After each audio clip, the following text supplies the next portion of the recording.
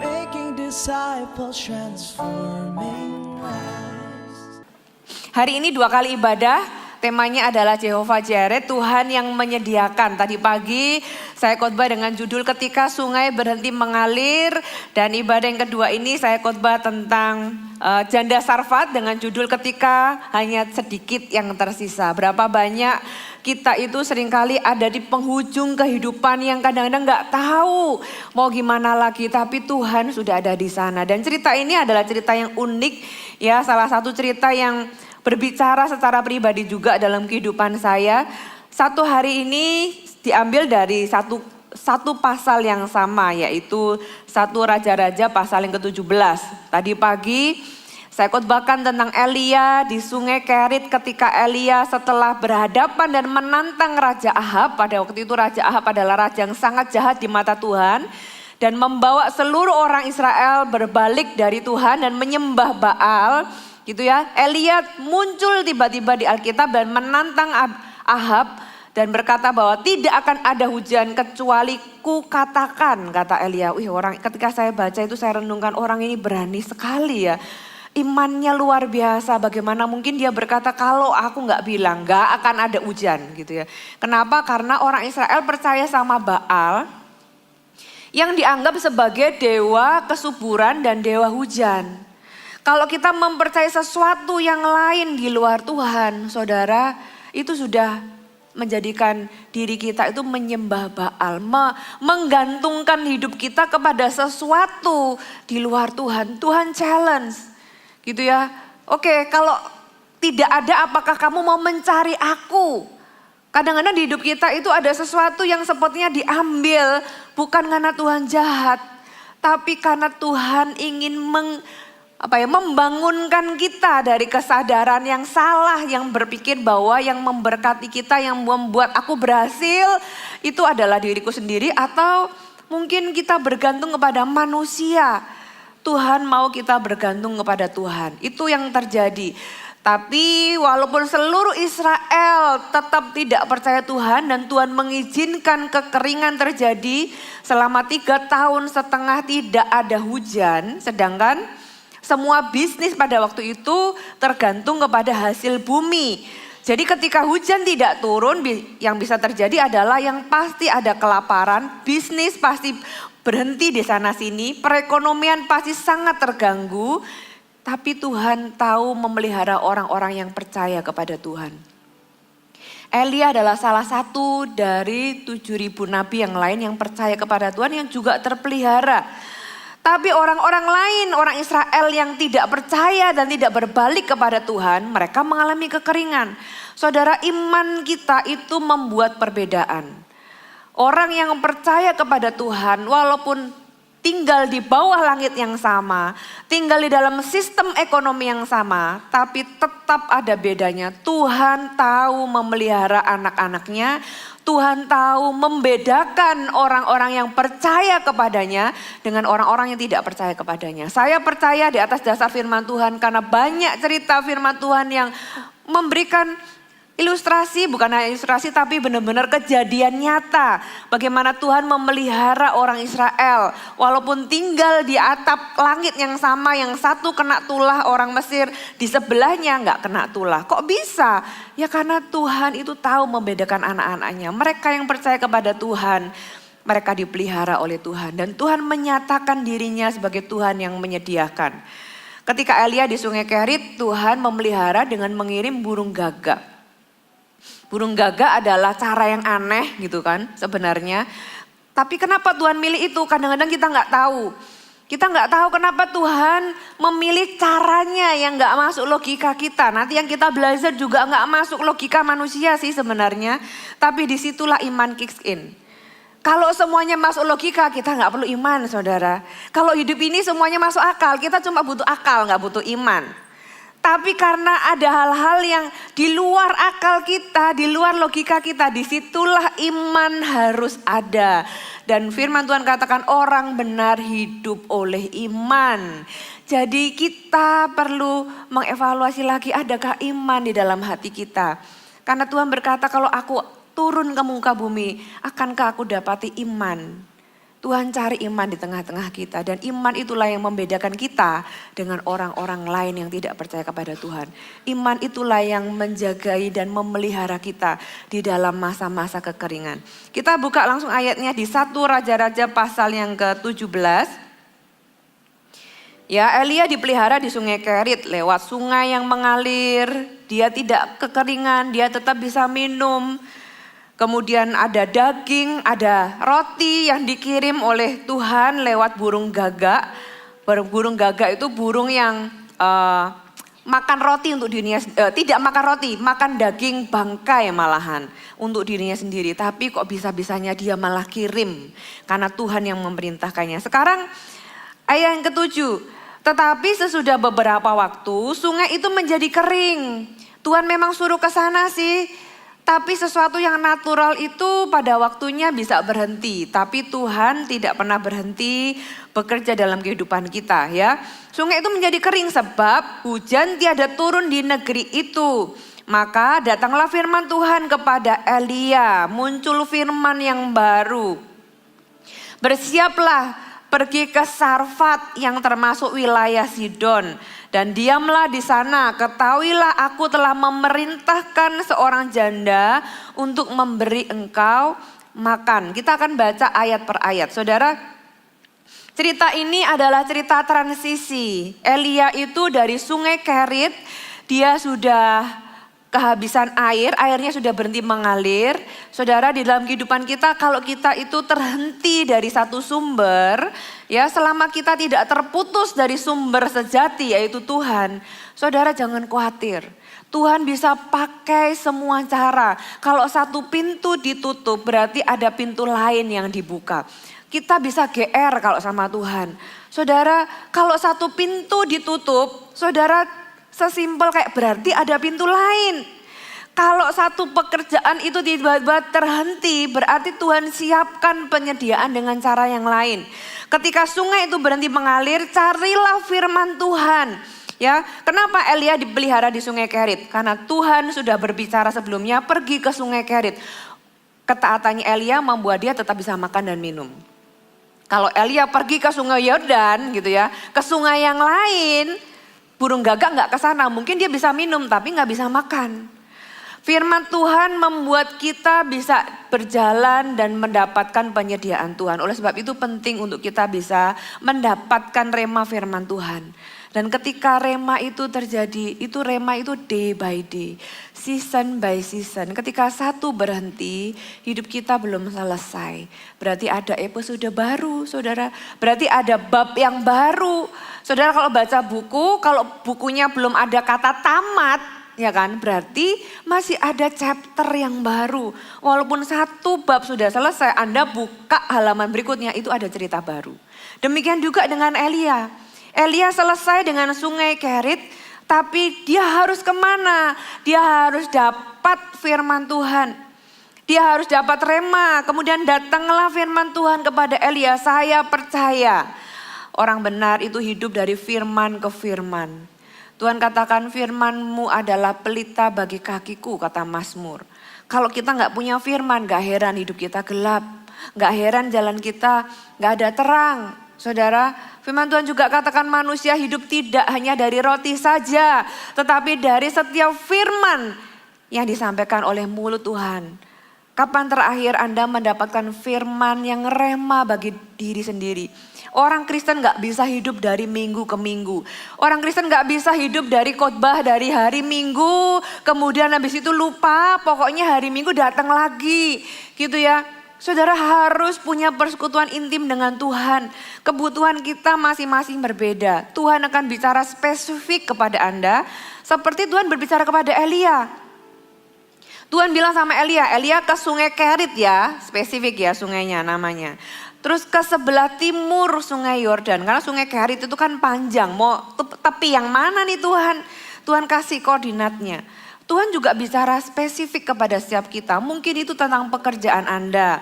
Mungkin itu tentang hubungan Anda. Mungkin itu tentang masa depan Anda. Mungkin itu sesuatu yang sepele tentang kehidupan sehari-hari. Tapi Tuhan itu peduli. Dan ketika Elia mendapatkan firman Tuhan, Elia dibilang bersiaplah. Sudah ada chapter yang baru yang aku sediakan bagi kamu. Kamu sekarang pergi ke Sarfat. Sarfat yang ada di wilayah Sidon. Tuhan gak suruh Elia stay di Israel, pergi ke Sidon karena kamu gak diterima di Israel. Ke Sidon, Sidon itu adalah wilayah di luar Israel yang sebenarnya semua orangnya atau rakyatnya itu menyembah berhala. Semua rakyatnya juga gak percaya kepada Tuhan. Diam di sana, ketahuilah aku telah memerintahkan. Saudara, Tuhan berkata aku telah memerintahkan, berarti Tuhan sudah ada di sana sebelum kebutuhan kita ada. Ayat-ayat di atasnya Tuhan juga berkata aku telah memerintahkan burung gagak itu ke sana untuk memberi engkau makan. Wow, Tuhan itu selalu one step ahead. As always, saudara bisa cari di ayat cerita banyak cerita di Alkitab. Tuhan itu selalu ada di depan kita. Tuhan itu selalu sudah tahu apa yang dia akan lakukan untuk menjawab kita. Dia selalu ada, selalu di depan kita dan dia tidak takut dengan semua pergumulan kita. Dia sudah punya jawabannya. Apa yang hari ini belum, bukan berarti tidak akan terjadi. Bukankah demikian juga dengan mujizat yang saudara pernah alami? Sebelum Anda alami mujizat kan ada kata belum sebelumnya kan. Anda belum mengalaminya. Anda belum mendapatkannya. Anda belum menerima jawaban doa. Tapi sekarang sudah. Nah sekarang ini kita ngalami belum lagi untuk sesuatu yang akan datang. Ingatlah bagaimana ketika Anda pernah menanti-nantikan Tuhan dan akhirnya Anda mendapatkan jawaban doa Anda. Hari ini Anda juga menantikan sesuatu yang lain. Tuhan kita masih sama. Dia baik dan dia tetap akan baik dalam kehidupan kita. Dikatakan di sini dia sudah memerintahkan seorang janda untuk memberi engkau makan. Kalau tadi burung gagak, sekarang janda. Tuhan ini kok aneh ya. Kok makainya yang enggak-enggak gitu loh. Zaman dulu janda itu sebenarnya seorang yang dianggap bukan yang bisa menolong tapi yang perlu ditolong. Harusnya Elia itu datang untuk menolong. Tapi Tuhan bilang aku memerintahkan seorang janda untuk menolong kamu. Untuk memberi engkau makan gitu kan. Kalau kita manusia logika kita pikir wah jandanya ini pasti janda kaya gitu ya. Lalu ayat yang ke-10 ditulis. Sesudah itu ia bersiap lalu pergi ke Sarfat. Setelah ia sampai ke pintu gerbang kota itu tampaklah di sana seorang janda sedang mengumpulkan kayu api. Ia berseru kepada perempuan itu katanya, cobalah ambil bagiku sedikit air dalam kendi supaya aku minum. Ketika perempuan itu pergi mengambilnya, ia berseru lagi, cobalah ambil juga bagiku sepotong roti. Perempuan itu menjawab, demi Tuhan Allahmu yang hidup, sesungguhnya tidak ada roti padaku sedikit pun, kecuali segenggam tepung dalam tempayan dan sedikit minyak dalam buli-buli. Dan sekarang aku sedang mengumpulkan 2-3 potong kayu api, kemudian aku mau pulang dan mengolahnya bagiku dan bagi anakku, dan setelah kami memakannya maka kami akan mati. Saudara, kalau saudara baca kalimat ini kalimat yang desperate. Kalimat yang sebelum dia bisa ngomong seperti ini, saya bisa membayangkan hari-hari sebelumnya. Saya bisa membayangkan kekhawatiran janda ini sebelum sampai di tepung yang terakhir. Mungkin dalam aplikasi hidup kita gak kebayang tiba-tiba kita itu mengalami penurunan demi penurunan. Tabungan digerus sedikit demi sedikit kan kita berpikir gimana lagi. Aku sudah cari pekerjaan, aku sudah coba lakukan ini tapi tabungan terus digerus sampai Anda gak tahu ini tabungan sudah terakhir. Dan setelah ini gak tahu lagi. Dan untuk sampai ke sana saya bisa membayangkan hari demi hari janda ini pasti kepikiran, janda ini pasti khawatir, janda ini pasti berdoa mungkin, tapi berdoa kepada siapa? Dia gak kenal Allahnya Israel, saudara. Di sisi lain, apa yang membuat cerita ini menarik? Elia itu tidak dikasih tahu spesifik siapa janda yang akan memberi dia makan. Dia cuma dikasih tahu pergi ke Sarfat, aku sudah memerintahkan seorang janda. Janda yang mana? Satu daerah itu jandanya banyak gitu kan. Ini janda yang mana? Tuhan itu gak ngasih Elia sesuatu yang semuanya in details. Di dalam ketaatan saudara, rema itu akan terus bertambah. Samuel juga sama, Elia, Samuel, dua nabi ini adalah nabi besar. Elia dengan kehebatannya ya kan menurunkan api dari langit, menghentikan hujan, membuat hujan. Tapi Tuhan ngomong sama dia juga satu demi satu demi satu. Samuel juga sama, saudara ingat cerita Samuel?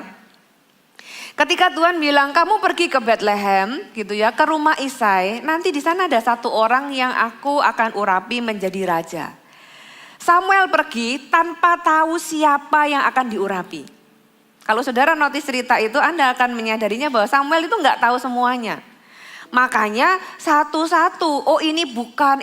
Kenapa Tuhan nggak ngasih tahu? Itu memberikan kita pelajaran bahwa kita harus hidup terus-menerus bergantung dan cari firman. Bahkan sama nabi yang sebesar Elia dan Samuel pun Tuhan gak ngasih semuanya.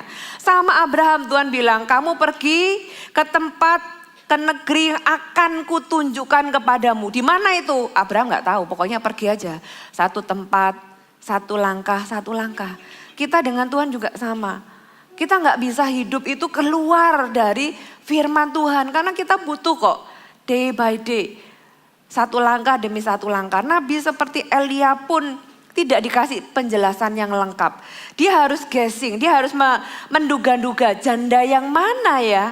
Dan ketika dia masuk ke pintu gerbang, dikatakan di sini dia melihat seorang janda. Dia nggak yakin apakah benar ini janda yang diminta Tuhan atau diperintahkan Tuhan untuk memberi dia makan. Ketika Samuel mau mengurapi orang yang dipilih Tuhan, Samuel juga mereka-reka gitu kan. Tapi dia satu orang demi satu orang. Loh ini kok bukan, ini kok bukan. Sampai 7 kali bukan. Kalau saya jadi Samuel mungkin saya mikir, mungkin dari awal saya salah dengar suara Tuhan. Tapi enggak. Dia bilang ada enggak satu lagi anakmu? Gitu kan. Terus dia bilang kita nggak akan makan sampai anakmu itu. Dia memastikan bahwa dia menyelesaikan apa yang Tuhan suruh kepadanya tanpa penjelasan yang lengkap dari awal. Elia juga sama. Dia berpikir ini janda yang ini bukan ya. Coba kita tanya. Kemudian dia ngomong, coba tolong ambilkan aku air minum. Orang itu mengambilkan air minum. Padahal sebenarnya air adalah komoditas yang mahal pada waktu itu. Komoditas yang sulit pada waktu itu. Tapi dia ambilkan. Kemudian ketika perempuan itu pergi, Elia coba tes lagi. Coba buat bagiku sepotong roti. Nah jawaban wanita yang kita baca tadi. Dia berkata sesungguhnya aku ini gak punya roti. Dia berpikir tapi aku punya sih sedikit tepung, sedikit minyak. Sebenarnya aku bisa membuat dan aku akan membuatnya dengan kayu bakar yang aku ambil ini. Gitu ya. Tapi aku itu buat diriku sendiri sama anakku perempuan. Dan setelah itu ini adalah roti terakhir yang akan aku buat. Setelah itu aku akan mati. Kalau kita dengar cerita itu, dengar jawaban itu, kita mikir apa? Oh bukan janda ini. Ya kan?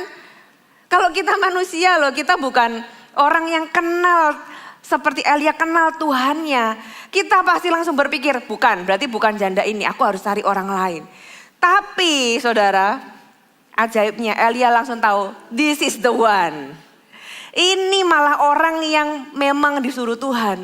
Saya merenungkan ayat ini, saya pikir Tuhan, coba ajari saya. Kok rumus matematikanya nggak cocok gitu kayaknya ya. Kalau matematikanya tuh 1 tambah 1 itu 2 gitu. Gimana ceritanya 5 tambah 2 jadi 5.000 gitu kan. Ini kan juga sama, secara logika kalau saya dijawab kayak gini, saya langsung tahu bahwa ini bukan orangnya. Tapi kok Elia bisa langsung tahu bahwa ini malah sebaliknya ini adalah orangnya. Karena Elia itu langsung tahu, oh Tuhan itu ternyata bukan untuk memelihara aku. Tapi orang ini pun Tuhan itu juga mau pelihara. Di dalam rema kita itu menjalani rema firman Tuhan. Kita akan semakin kenal Tuhan saudara. Saya percaya ketika Elia mengalami ini dia semakin kenal Allah yang dia sembah. Yang mungkin sebelumnya dia baru mengenalnya lewat burung gagak. Oke, burung gagak satu hal, Tuhan kasih dia. Tapi kali ini sebuah dimensi yang baru. Orang yang membutuhkan, ya kan, kemudian malah disuruh beli, dia makan. Ayat 13 kita lanjutkan. Tetapi Elia berkata kepadanya, janganlah takut, pulanglah. Buatlah seperti yang kau katakan, tetapi buatlah lebih dahulu bagiku sepotong roti bundar kecil daripadanya dan bawalah kepadaku, kemudian barulah kau buat bagimu dan bagi anakmu. Sebab beginilah firman Tuhan Allah Israel, tepung dalam minyak itu tidak akan habis dan minyak dalam buli-buli itu pun tidak akan berkurang sampai pada waktu Tuhan memberi hujan ke atas muka bumi. Saudara, ketika wanita ini memberikan jawabannya, kemudian Elia menyampaikan firman Tuhan. Tapi firman Tuhannya itu memang sesuatu yang menguatkan, tapi dia diuji dulu imannya. Wanita ini dikatakan gini, jangan takut. Ya, Tuhan itu langsung dealing dengan perasaannya. Tuhan itu langsung tahu, Tuhan juga tahu apa yang kau alami. Tuhan tahu ketakutan Anda, Tuhan tahu kekhawatiranmu. Makanya firman Tuhan juga katakan jangan takut, jangan khawatir. Bukan karena kita mau deny perasaan kita, tapi menyadari bahwa Tuhan itu tahu perasaan kita dan Tuhan berkata jangan takut. Tuhan itu tahu dia yang menciptakan manusia dengan kemampuan untuk bisa takut, dengan kemampuan untuk bisa khawatir. Disitulah Tuhan datang. Pulanglah, buatlah seperti yang kau katakan itu, nggak apa-apa buat dirimu dan buat anakmu. Tetapi buatlah lebih dahulu, di sini ujiannya. Kalau misalnya saudara itu roti, cuma roti terakhir, dan saya percaya itu bukan sesuatu yang besar. Karena dia sudah irit sampai dia mungkin bagi-bagi mungkin itu setengah porsi. Dan sekarang ini masih diminta dan bukan hanya diminta. Bukan gini loh, oke kita bikin ya nanti bagi 3. Enggak. Dibilang Elia bilang gini, kamu buat dulu bagiku, baru setelah itu kamu buat lagi buat dirimu. Saudara, dia bilang lebih dahulu, kata lebih dahulu ini mengingatkan saya tentang cerita atau ayat di firman Tuhan yang berkata, carilah dahulu kerajaan Allah dan kebenarannya. Tuhan tidak against, tidak berlawanan, tidak anti dengan apa yang kita lakukan. Tapi Tuhan tak mau prioritas kita benar. Carilah dahulu kerajaan Allah dan kebenarannya. Dan itu adalah ujian dari iman kita. Ujian iman selalu mendahului mujizat. Kalau saudara mau mujizat, saudara, Tuhan harus temukan iman dulu dalam hati kita. Iman adalah dasar dari mujizat yang kita mau alami. Kalau kita nggak punya iman, saudara mau dikasih air tapi nggak ada gelas, ya bocor saudara. Iman itu adalah dasar, wadah dari apa yang Tuhan mau kita alami. Nah, bagaimana kita itu tahu bahwa kita punya iman? Iman tanpa perbuatan adalah mati. Iman tanpa tindakan adalah kosong, nol, omong kosong gitu ya. Oh, aku percaya sama Tuhan, tapi ketika diuji kita lari, kita nggak mau. Gitu ya. Ketika ada clash kepentingan, siapa yang kita pilih dulu? Ujian iman itu terjadi di dalam kehidupan kita sebenarnya hanya untuk memberikan jalan untuk mujizat itu terjadi. Saudara, kalau ada orang-orang yang hari ini engkau sedang diuji imanmu. Engkau mungkin bertanya-tanya, aku ini lagi kekurangan, kok malah disuruh nolong orang lain? Saudara, orang ini gak punya apa-apa, terlihat gak punya apa-apa, memang bukan cuma terlihat. Memang gak punya apa-apa gitu kan, selain segenggam minyak dan segenggam tepung dan sedikit minyak di buli-buli. Tapi orang ini yang gak punya apa-apa bisa jadi saluran berkat. Bukan karena kemampuannya tapi karena ketaatannya. Setiap kita, perhatikan, kita semua.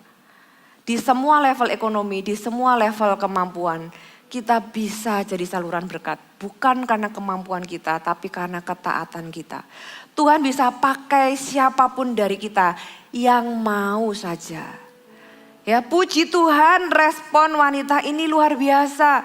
ketika Elia berkata demikian, dia tetap punya pilihan respon, saudara. Dia tetap punya pilihan respon. Dia dikasih firman Tuhan, dikasih janji sama Tuhan. Wanita, kamu jangan takut. Kamu buat dulu bagiku. Berarti itu mengambil sebagian dari apa yang dia punya di dalam kekurangannya. Ketika kita diminta memberi di saat kita itu butuh, bayangkan saudara. Itu namanya ujian iman. Beranikah kita percaya bahwa Tuhan itu bisa menggantikan? Beranikah kita percaya ketika kita melepas, maka apa yang kita lepas itu akan kembali berkali-kali lipat. Iman itu adalah mempercayai apa yang belum kelihatan. Kalau kita nggak punya iman, kita nggak akan berani melepas. Ketika wanita ini akhirnya berani memberi, saudara, imannya itu yang membuat minyak itu tidak pernah habis dan tepung itu juga tidak pernah habis. Penyediaan ilahi, penyediaan dari Tuhan tidak bergantung pada berapa banyak yang kita miliki, tapi bergantung dari seberapa besar ketaatan kita terhadap suara Tuhan. Saudara, ujian iman jangan lihat itu sebagai sesuatu yang Tuhan kok harus ngalami seperti ini dulu. Saudara, itu sebagai pintu masuk mujizat sebenarnya. Ya, blessing in disguise. Kalau saudara mengalami ujian, ya saudara yang disakiti tapi Anda yang didorong untuk minta maaf. Jangankan mengampuni, aku mengampuni sih tapi boro-boro minta maaf orang dia kok yang salah. Di saat kita kekurangan, tiba-tiba kita diperhadapkan kepada orang yang membutuhkan dan hati kita sebenarnya tergerak. Tapi kita itu punya pilihan respon. Iya enggak, gimana sih? Mau memberi, nah aku aja kurang gitu kan. Gimana aku harus memberi, nanti aku tambah kurang lagi. Saudara, jangan abaikan apa yang Tuhan izinkan Anda terjadi. Seringkali mujizat kita tuh ada di balik ketaatan kita. Hanya sejauh ketaatan kita, mujizat itu akan terjadi. Tapi sekali lagi, taat atau tidak itu adalah pilihan, saudara. Anda memilih seperti apa? Kalau misalnya wanita ini berkata, logikanya dari mana? Ya, pada zaman itu nggak ada mujizat, saudara. Kalau mujizat sering terjadi, mungkin di zaman Yesus. Wah, mujizat sering terjadi, orang dari mulut ke mulut, iman gampang terjadi. Ya kan? Iman gampang terjadi karena apa? Tuhan menyembuhkan di sana sini banyak kesaksian. Di zaman ini tidak ada kesaksian apapun, tidak ada mujizat apapun. Benar-benar bergantung kepada wanita ini, ditantang imannya, kamu berani percaya enggak? Sama Allah Israel yang dia tidak pernah kenal. Kita hari ini tidak seperti orang ini. Kita lebih punya privilege. Kita sudah ada di gereja, kita ada firman Tuhan, bahkan kita dengar kesaksian dari orang lain. Mungkin hidup kita sendiri juga punya banyak kesaksian, saudara. Tapi ketika kita mengalami pergumulan, akankah Tuhan menemukan iman di dalam diri kita? Mempercayai kembali Tuhan. Ya, kadang-kadang orang Kristen itu punya amnesia gitu kan. Sedikit lupa, dulu pernah ditolong Tuhan, sekarang ada masalah lagi, gitu kan. Kita itu lupa kalau pernah ditolong Tuhan. Kita pikir, oh Tuhan cuma nolongnya di masa lalu. Bukankah dulu waktu ditolong Tuhan juga mikirnya gitu. Dulu pernah, sekarang masa sih gitu ya. Terus Tuhan tolong. Terus sekarang, saudara, kita harus bertumbuh iman kita di dalam Tuhan. Berapa lama Anda sudah jadi orang Kristen? Berapa banyak saudara sudah ditolong Tuhan? Seberapa sering Anda mendapatkan rema dari firman Tuhan dan Anda berjalan dari hari ke hari mengalami kebaikan Tuhan? Saudara, Tuhan berkata di Ibrani, biar iman kita itu bertumbuh dari iman yang satu ke iman yang lebih lagi. We have to grow, kita harus bertumbuh. Kalau dulu kita takut menghadapi, hari ini mungkin masih ada tapi kadarnya harus berkurang. Kenapa? Karena Anda sudah pernah mengalami Tuhan. Sedangkan wanita ini dia belum pernah tahu what is miracle. Dia nggak pernah mendengar, dia nggak pernah mengalami dan sekarang dia dikasih firman dan di challenge, mau nggak kamu percaya? Mau nggak kamu percaya bahwa tepungmu tidak akan habis, minyakmu tidak akan habis sampai Tuhan mendatangkan hujan. Saya membayangkan wanita ini, Tuhan, bisakah saya percaya ya kalau saya jadi wanita ini? Saya wondering dan saya kagum dengan wanita ini. Wanita ini ayat 15, lalu pergilah perempuan itu dan berbuat seperti yang dikatakan Elia. Ya, maka perempuan itu dia serta anak perempuan itu mendapat makan beberapa waktu lamanya. Setipis ketaatan, setipis itu sebenarnya perbedaannya. Kalau dia memilih untuk tidak percaya dan tidak taat, maka roti itu adalah roti terakhirnya. Dan beneran dia akan mati setelah itu. Tapi karena dia ditulis ini pergilah perempuan itu dan berbuat. Maka saya bilang iman tanpa tindakan itu nonsens. Bilang aku percaya tapi ketika kita diuji kita gak berani. Tapi wanita ini yang belum pernah kenal mujizat, belum pernah kenal firman Tuhan. Dia dapat firman Tuhan, dia punya pilihan. Masa bener sih itu bisa terjadi? Kalau gak bener gimana? Aku beneran mati. Saudara, kita ikut Tuhan harus di titik nothing tulus. Aku percaya aja pokoknya. Kalau gak terjadi ya gak apa-apa. Tapi aku mau percaya dulu. Iman kita harus iman yang walaupun. Kayak Sadrak, Mesak, Abednego. Kalaupun Tuhan gak tolong aku tetap gak nyembah Baal. Aku mau dibawa ke perapian, kalaupun aku harus mati di api. Dan Tuhan gak tolong aku pun, aku tetap gak mau kompromi. Saudara, itu iman yang walaupun Tuhan gak tolong aku sekalipun, aku tidak akan berbuat dosa. Saudara, grow, bertumbuh sampai iman ke sana. Wanita ini take the challenge. Wanita ini mengambil tantangan itu sebagai ujian iman dan dia, oke, aku lakukan. Gitu ya. Dan karena dia melakukannya, firman Tuhan tulis, dia mendapat makan beberapa waktu lamanya. Nggak jadi mati saudara, nggak jadi mati. Orang ini akhirnya hidupnya berlanjut. Dan menarik sekali cerita ini, bukankah tadi Tuhan itu ngomong sama Elia, aku menyuruh seorang janda untuk memberi engkau makan. Yang diberi makan sebenarnya siapa saudara?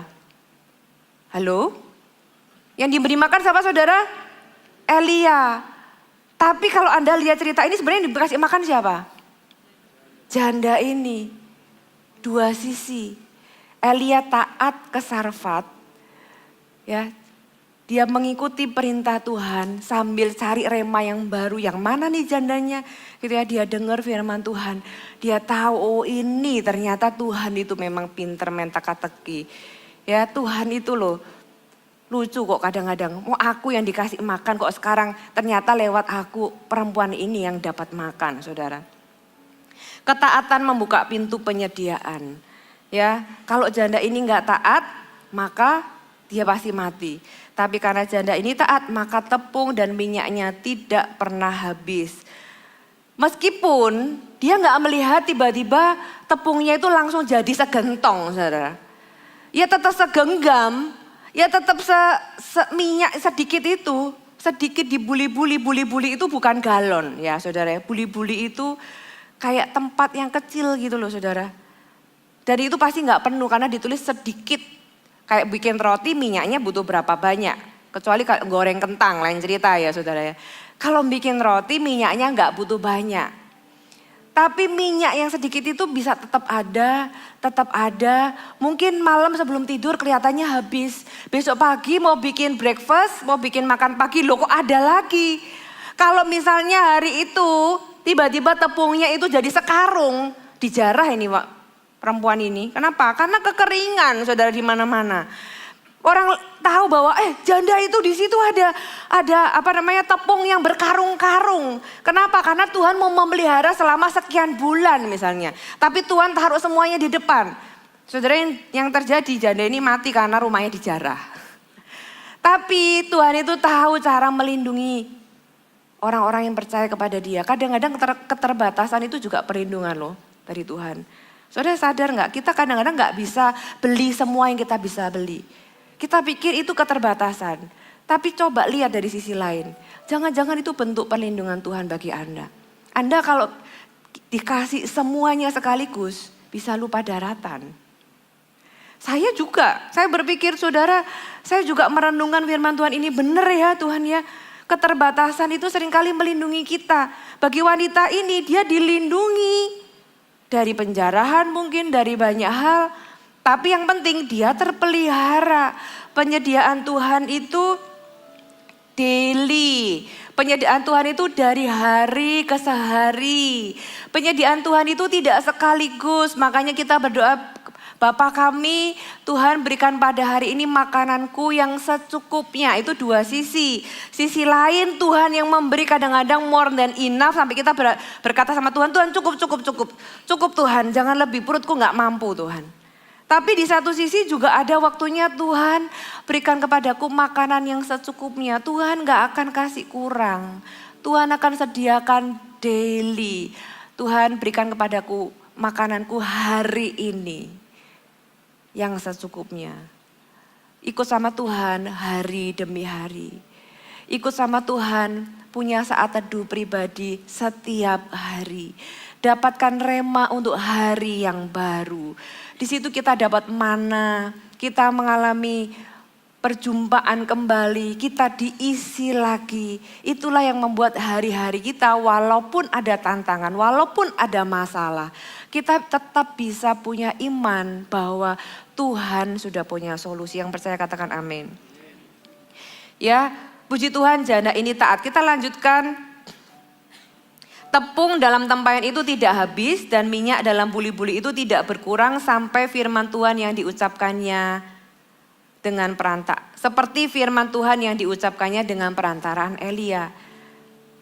Ketika kita percaya, maka firman Tuhan itu tidak pernah gagal menepati janjinya.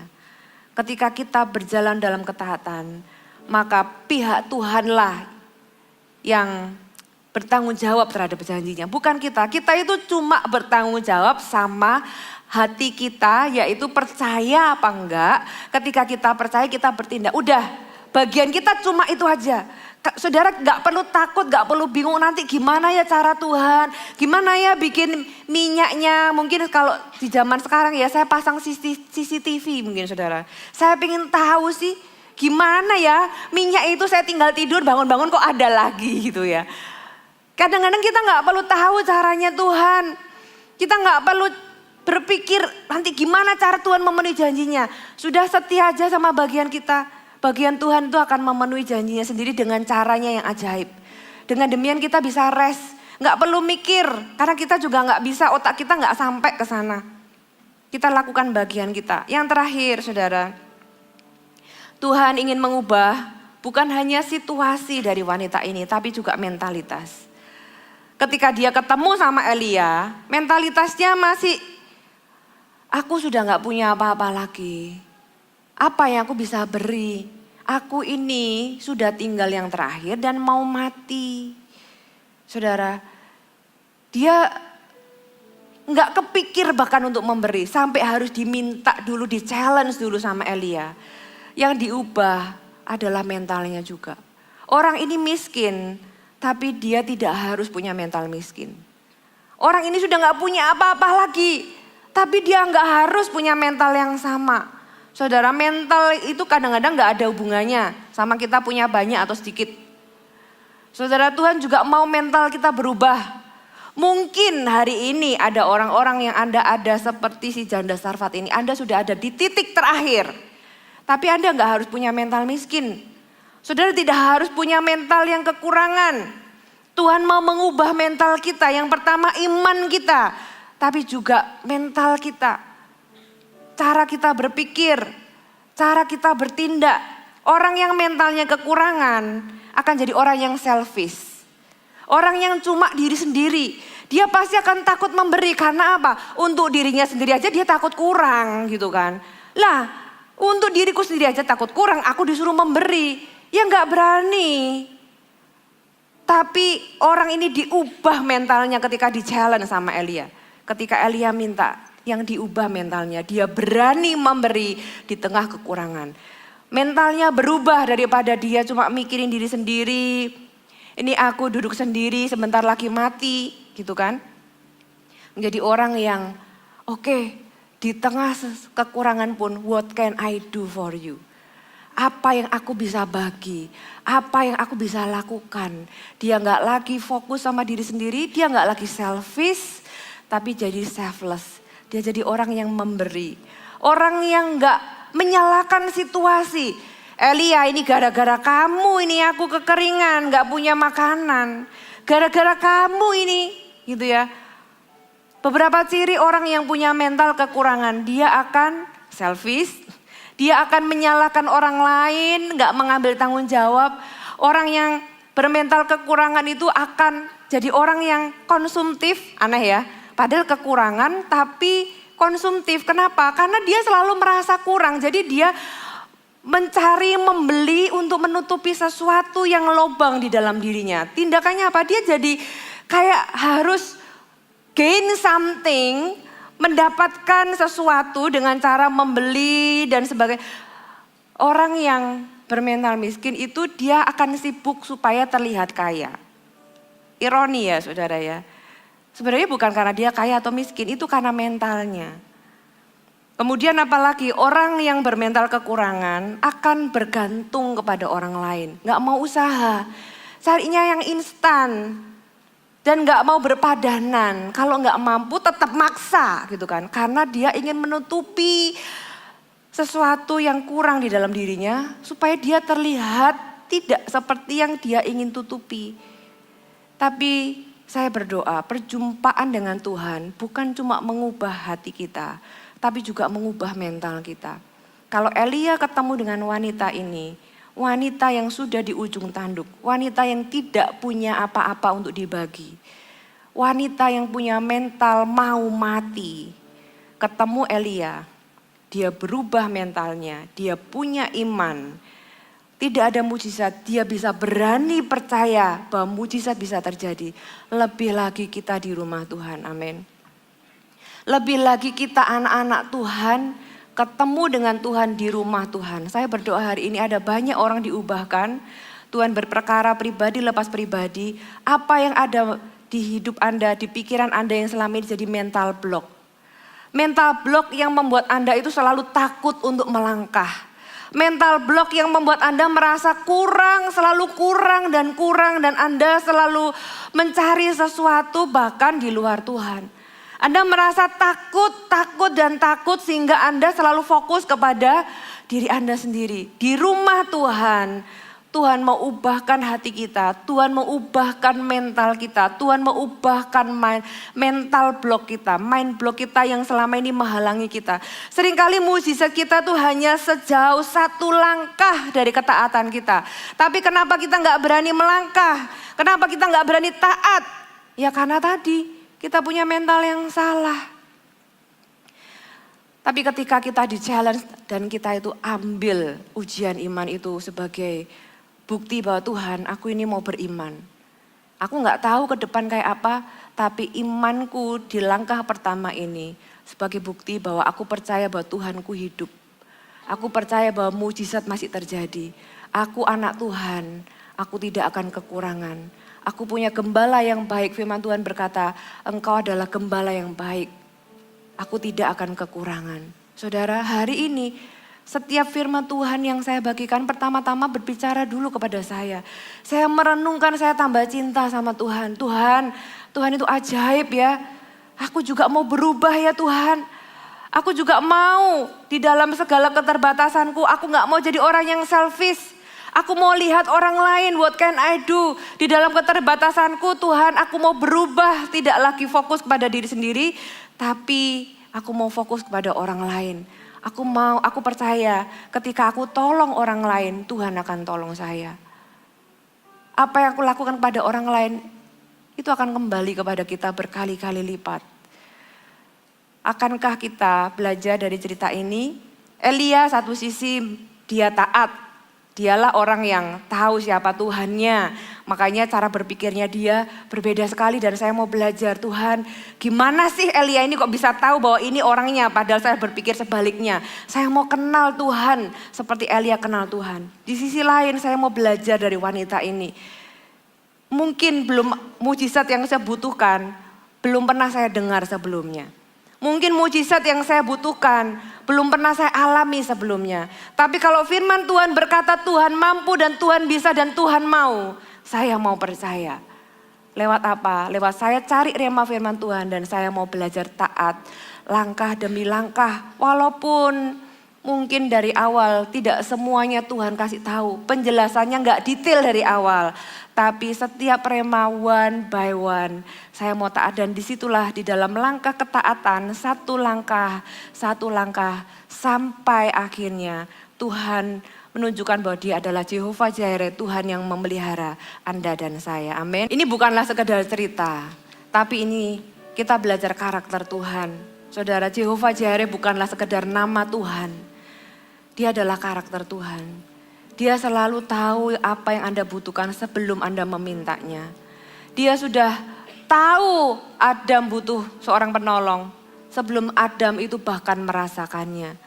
Tuhan menciptakannya dan He's always be. Dia selalu Allah yang demikian. Mujizat yang kita pernah alami sebelum Anda mengalaminya, Tuhan sudah menyediakannya. Itu hanya datang tepat pada waktunya. Hari ini apa yang kau butuhkan?